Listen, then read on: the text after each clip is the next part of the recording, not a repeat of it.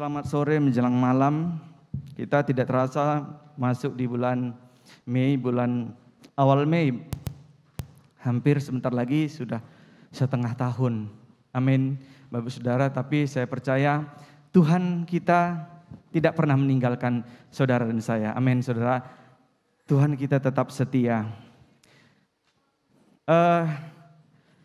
Kita akan membuka kebenaran firman Tuhan yang saya akan memberikan judul khotbah saya, perubahan hidup sebagai status yang baru, saudara. Nah, kita akan buka di dalam ayatnya di dalam Lukas, Injil Lukas 19 ayat 1 yang ke-9. Sudah dapat semua ya? Injil Lukas 19 ayat 1 sampai yang ke-10. Saya akan bacakan. Yesus masuk ke kota Yeriko dan berjalan melintasi kota itu. Ayat yang kedua, di situ ada seorang bernama Zakheus, kepala pemungut cukai, dan ia seorang yang kaya. Ayat yang ketiga, ia berusaha untuk melihat orang apakah Yesus itu, tetapi ia tidak berhasil karena orang banyak sebab badannya pendek. Ayat yang keempat, maka berlarilah ia mendahului orang banyak, lalu memanjat pohon ara untuk melihat Yesus yang akan lewat di situ. Ayat yang kelima, ketika Yesus sampai ke tempat itu, ia melihat ke atas dan berkata, Zakheus, segeralah turun sebab hari ini aku harus menumpang di rumahmu. Ayat yang keenam, Zakheus segera turun dan menerima Yesus dengan sukacita. Ayat yang ketujuh, tetapi semua orang yang melihat hal itu bersungut-sungut katanya, ia menumpang di rumah orang berdosa. Ayat yang ke-8, tetapi Zakheus berdiri dan berkata kepada Tuhan, Tuhan, setengah dari milikku akan kuberikan kepada orang miskin, dan sekiranya ada sesuatu yang kuperas dari seseorang akan kukembalikan 4 kali lipat. Ayat yang ke-9, kata Yesus kepadanya, hari ini telah terjadi keselamatan kepada rumah ini karena orang ini pun anak Abraham. Ayat yang ke-10, sama-sama kita baca Bapak Saudara, 3, 2, 1. Sebab anak manusia datang untuk mencari dan menyelamatkan yang hilang. Haleluya, amin, terpujilah Tuhan. Saudara yang dikasihi Tuhan, Zakheus adalah seorang pemungut cukai. Dia badannya pendek, dia seorang pemungut cukai, dan image daripada orang-orang yang tinggal bersama Zakheus, dia adalah mafia pajak. Namanya jelek, saudara, karena dia suka memeras orang. Dari hasil pajak dia memeras orang. Kemudian yang biasanya dari pajak bangunan, ini saya kasih contoh, misalkan Rp75.000, dia naikkan dari 4 kali lipat. Maka banyak orang melihat Zakheus ini seorang pemeras, seorang yang banyak menyusahkan orang lain. Jadi saudara yang dikasihi Tuhan, Zakheus ini badannya pendek, dan kemudian dia mendengar Tuhan Yesus ingin datang ke kotanya, yaitu Yeriko. Kota Zakheus adalah dia berasal dari Yeriko, saudara. Nah, Tuhan Yesus pada saat itu dia memberitakan kebenaran firman Tuhan. Sebelum itu Bapak Ibu Saudara yang dikasihi Tuhan, Zakheus sudah mendengar Tuhan Yesus itu banyak menyembuhkan orang-orang yang sakit, yang tuli mendengar, yang buta melihat, yang lumpuh berjalan. Dia sudah dengar, saudara. Tetapi Zakheus ini, saudara, ingin bertemu dekat, secara dekat gitu. Dia kan selama ini hanya mendengar dari cerita-cerita orang saja. Tapi kali ini ketika Tuhan Yesus mau datang ke kotanya, dia gembira, saudara. Dia sukacita. Dikatakan ayat yang di sini tadi ya, saudara. Dia sukacita. Dia menerima kabar itu dengan sukacita, saudara. Dan kemudian, saudara, pada saat Tuhan Yesus mau datang ke kota Yeriko, wow, Zakheus sangat senang sekali, saudara. Karena selama ini Zakheus hanya bisa mendengar dari perkataan orang. Tuhan Yesus itu menyembuhkan orang, yang tuli bisa mendengar, yang lumpuh bisa berjalan. Dia hanya mendengar dari orang lain, saudara. Tetapi dia pingin sekali bertemu, kayak mana sih, gimana sih Tuhan Yesus itu, gimana orangnya. Jadi dia pingin sekali ketemu, saudara. Nah, pada saat itu, saudara, Tuhan Yesus datang ke kotanya. Nah, Tuhan Yesus biasanya kalau dia berkhotbah, bahkan dia pelayanan, saudara, selalu dikelilingi banyak orang, saudara. Jadi pada saat Tuhan Yesus datang ke kota Yeriko, kota di mana Zakheus tinggal, saudara, Tuhan Yesus itu sudah dikelilingi orang. Jadi Zakheus karena badannya pendek, dia pingin sekali ketemu dengan Tuhan Yesus secara dekat, face to face gitu, saudara. Kalau bisa satu meter gitu, jadi dekat gitu ya, jangan jauh gitu mau Zakeus. Tapi karena badannya pendek, karena masalahnya juga Tuhan Yesus dikelilingi orang banyak, saudara. Jadi ini masalahnya, saudara. Zakeus ini kalah pendek, saudara.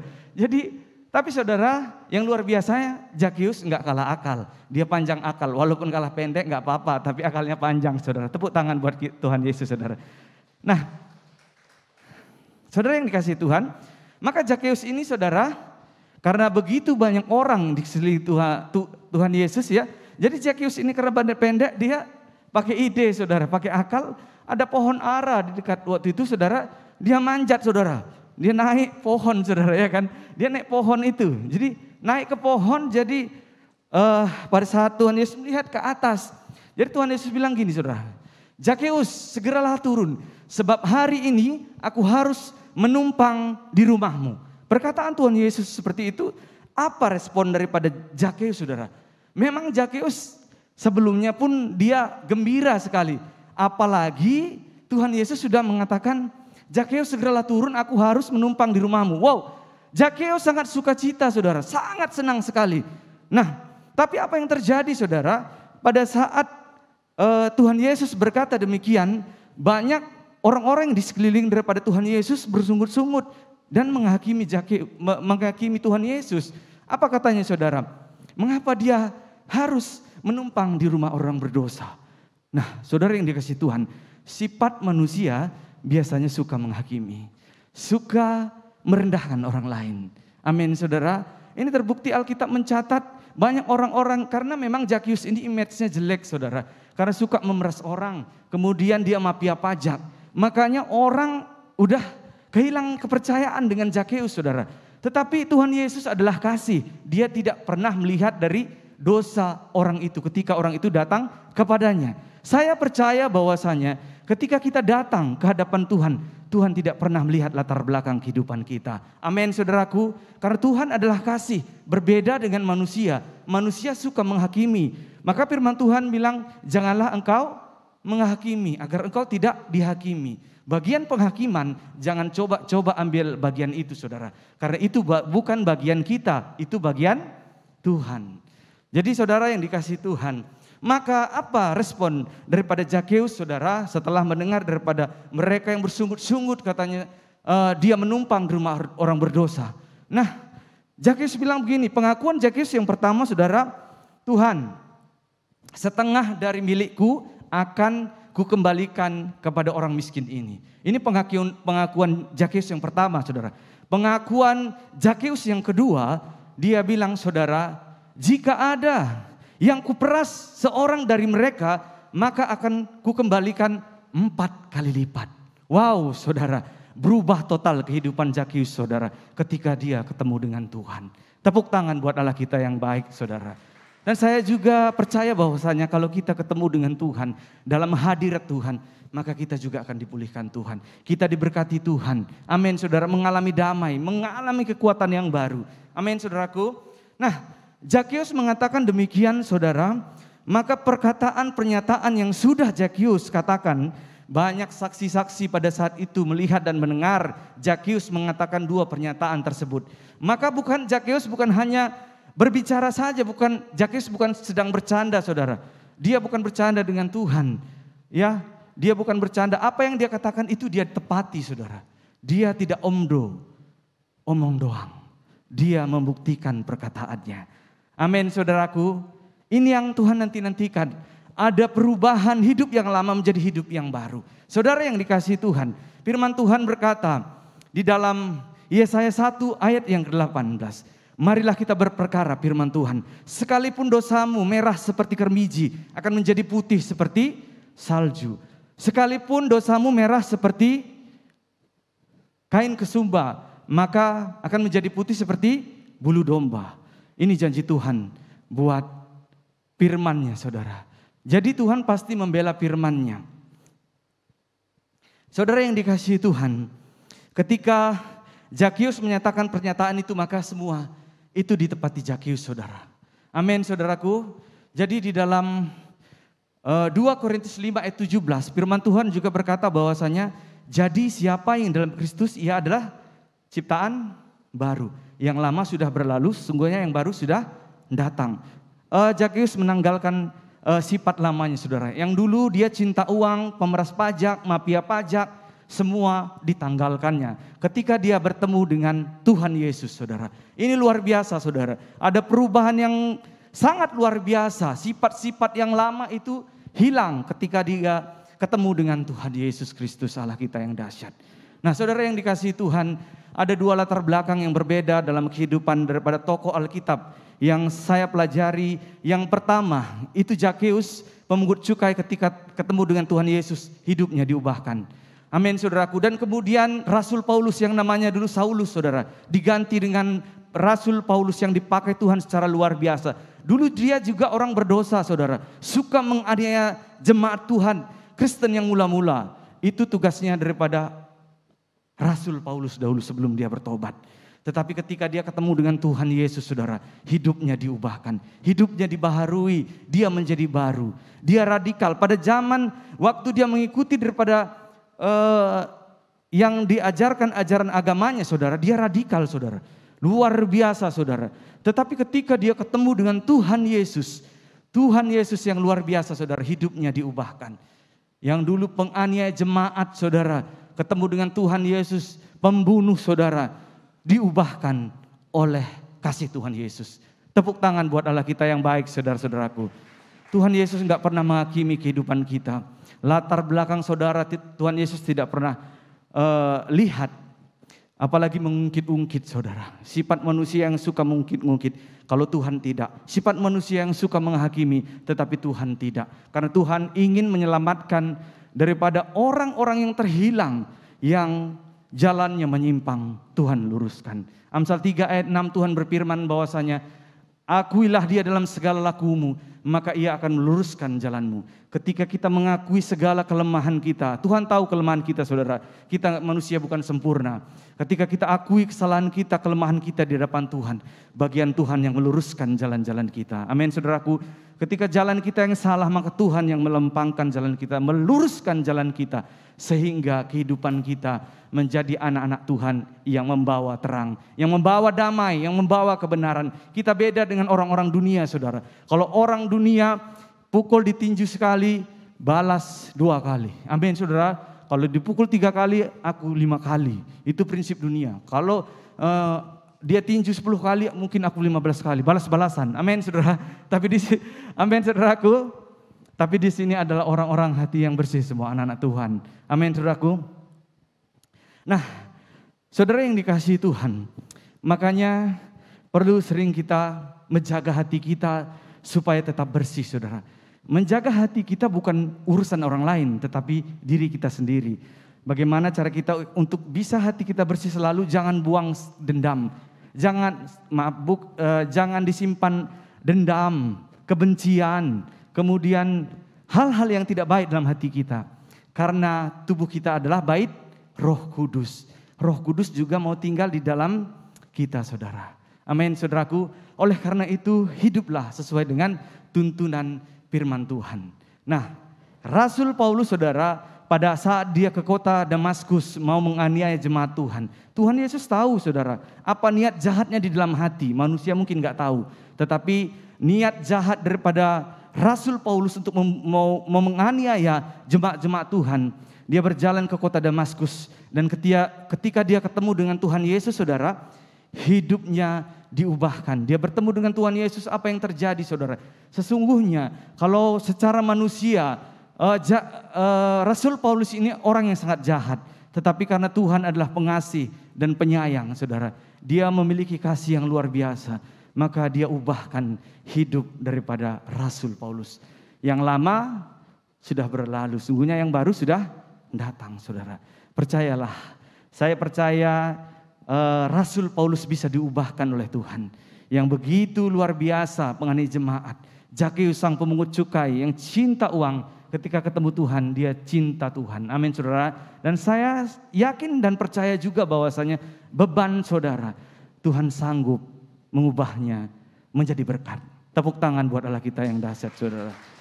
Nah, Saya mau menambah sedikit lagi, sebenarnya ini enggak konteksnya, tetapi saya mau membawanya ke bagian yang lain. Bagaimana kehidupan daripada Lazarus juga. Ya saudaraku, bagaimana kehidupan Lazarus yang 4 hari sudah meninggal, berbau busuk, dan kemudian orang sudah melihat keadaan Lazarus pada saat itu dia sudah meninggal dunia, saudara. Ketika ditangani oleh Tuhan, maka dia bisa hidup kembali. Luar biasa Allah kita, bukan? Jadi saudara yang dikasihi Tuhan, apapun pergumulan saudara, apapun masalah saudara, tidak ada yang mustahil bagi Tuhan. Dia sanggup menolong saudara dengan cara-caranya yang ajaib. Hanya saja kita harus membuka hati, percaya sungguh-sungguh dengan Tuhan. Itu kuncinya, saudara. Nah, ketika kita percaya bagaimana kehidupan daripada Lazarus, saudara, dia memang sungguh-sungguh sudah mati, saudara, 4 hari berbau busuk. Tetapi itu pun Tuhan Yesus sanggup membangkitkannya hidup kembali. Tidak ada Allah seperti Tuhan Yesus kita. Amin, saudaraku. Dia sudah baik, dia sanggup memulihkan keadaan kita, sanggup yang bagaimanapun jahatnya saya, saudara, dahulu, Tuhan ubahkan hidup saya, saudara. Jadi hidup yang baru. Amin, saudaraku. Itu yang Tuhan mau, saudara.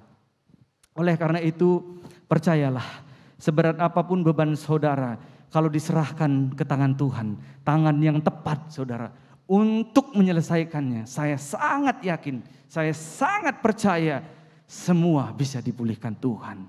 Amin, saudaraku. Amin, saudara. Tuhan Yesus kita baik. Dia dahsyat dan luar biasa. Dia pengasih dan penyayang. Tidak ada Allah yang seperti Dia. Hanya Dialah Tuhan yang selalu tidak pernah mengungkit-ungkit dosa saya, kesalahan saya. Hei kamu, Rudi, dosamu dulu merah. Enggak pernah, saudara. Yang setahu saya, Tuhan saya enggak pernah ngungkit-ngungkit kesalahan saya. Setahu saya, Tuhan saya baik. Tuhan kita baik. Amin, saudara. Tuhan kita dahsyat, saudara. Oleh karena itu, jangan pernah ragu datang kepada Tuhan. Datanglah kepada Tuhan sama seperti Bapak. Hubungan kita dengan Tuhan itu sama seperti Bapak dengan anak. Saya punya anak umur 3 tahun, saudara. Jadi setiap hari saya berbicara dengan dia. Saya mau melihat keadaannya. Dan saya mau ngomong sama dia. Begitu juga kita dengan anak-anak Tuhan.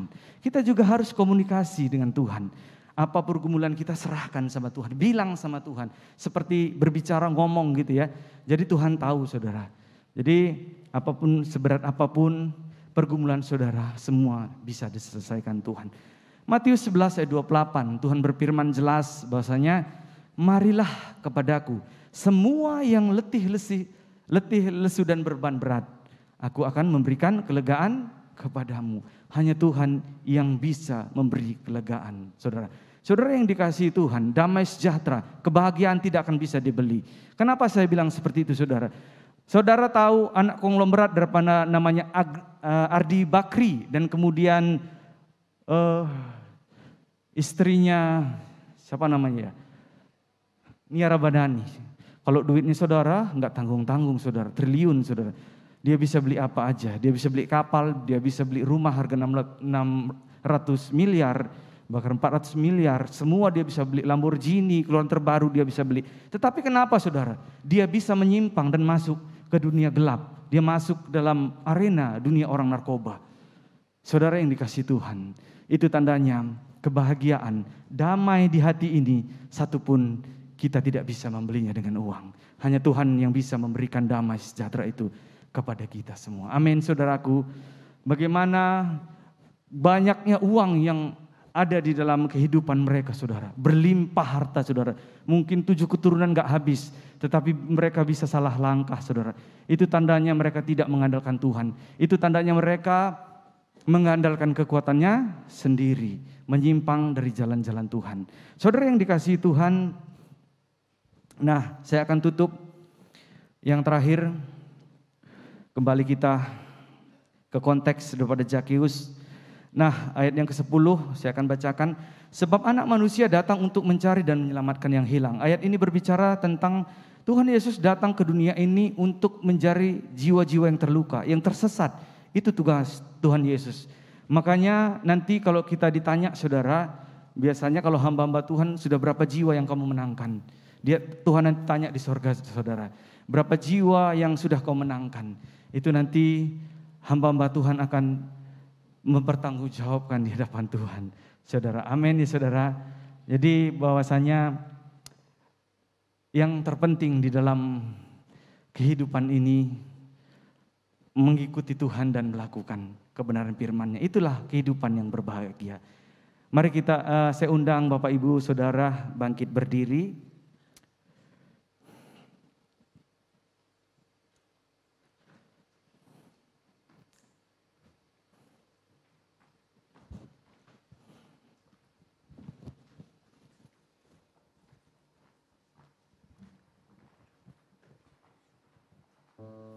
Oh,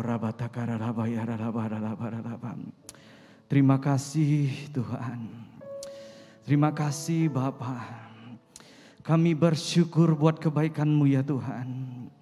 Engkaulah Allah satu-satunya yang mengerti kehidupan kami Tuhan. Engkau tidak pernah mengungkit-ungkit kesalahan kami.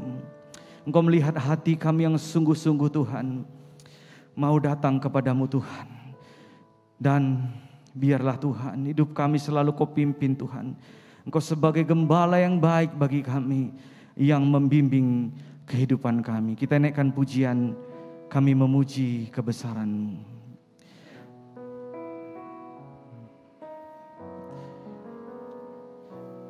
Kami memuji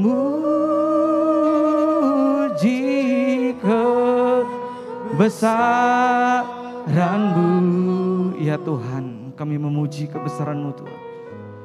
Ajaib Tuhan, Engkau ajaib buat kami. Ajaib Tuhan, kami memuji kebesaran-Mu ya Tuhan. Kami memuji kebesaran-Mu. Ajaib Tuhan,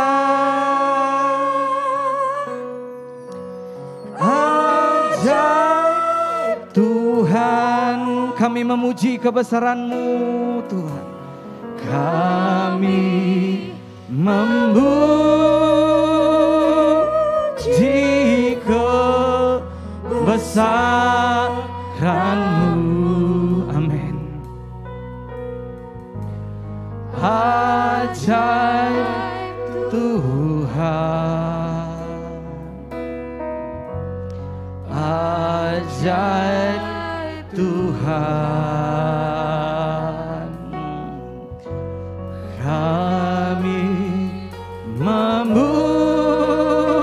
memuji kebesaran-Mu.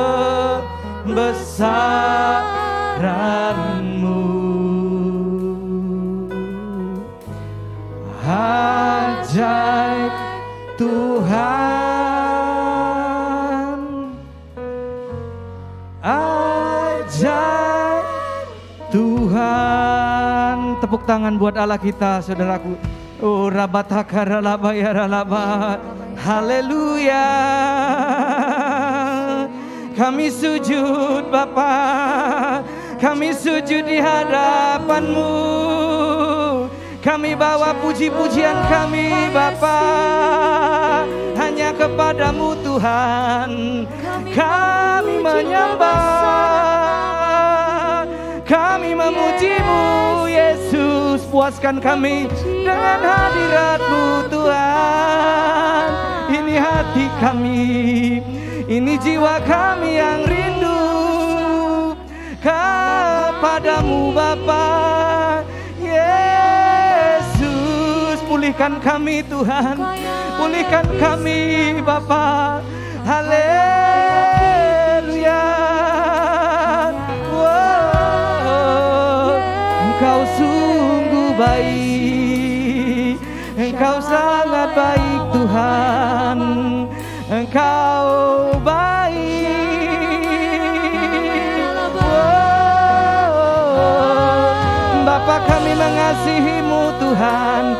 Kami cinta Yesus, kami rindu selalu Bapa menyenangkan hati-Mu Tuhan.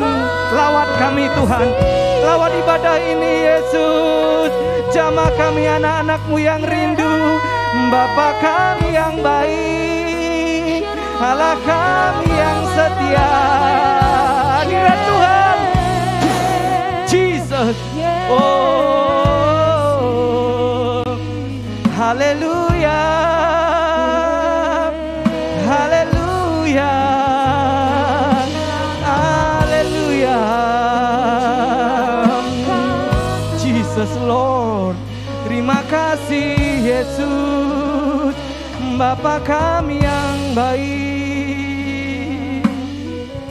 Oh, jamah kami Tuhan, jamah kami Bapa.